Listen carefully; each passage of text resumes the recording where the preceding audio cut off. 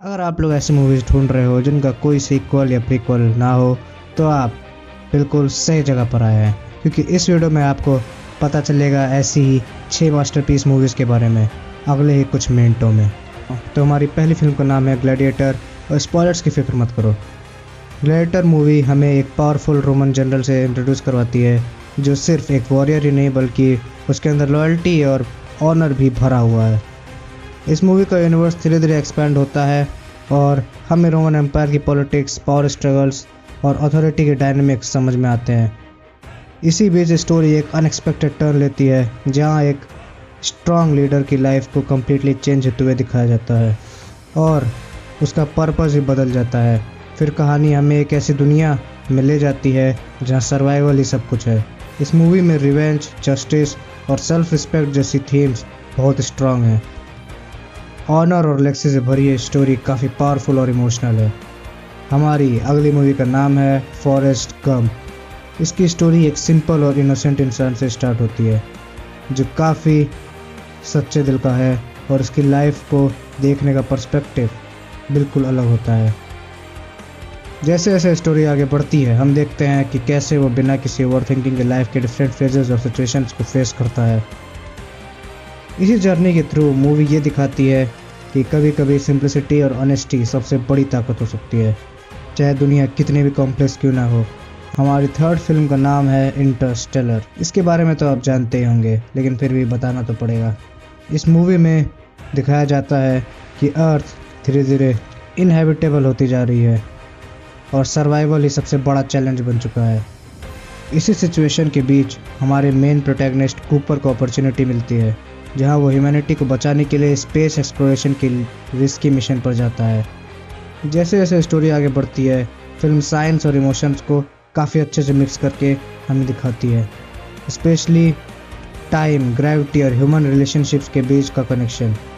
और फिल्म के एंड होने तक ये कहानी सिर्फ स्पेस एडवेंचर नहीं रह जाती बल्कि एक डीपली इमोशनल एक्सपीरियंस बन जाती है जो रिलेशंस, सेक्रीफाइस और होप को एक्सप्लोर करती है।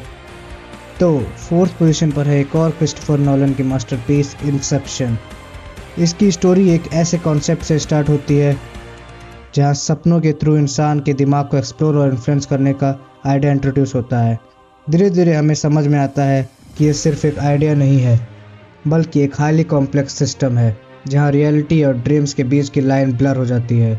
जैसे जैसे स्टोरी आगे बढ़ती है कैरेक्टर्स एक चैलेंजिंग मिशन करते हैं जहां प्लानिंग, प्रिसीजन और मेंटल स्ट्रेंथ जैसा सब कुछ टेस्ट होता है, और एंड तक आते आते फिल्म एक माइंड ब्लोइंग एक्सपीरियंस बन जाती है जहां परसेप्शन, रियलिटी और सबकॉन्शियस माइंड का डीप कनेक्शन के बारे में पता चलता है। तो हम आ चुके हैं अपनी सेकेंड लास्ट मूवी पर जिसका नाम F से शुरू होता है और B से ख़त्म होता है, क्योंकि first rule of the fight club is you do not talk about the fight club.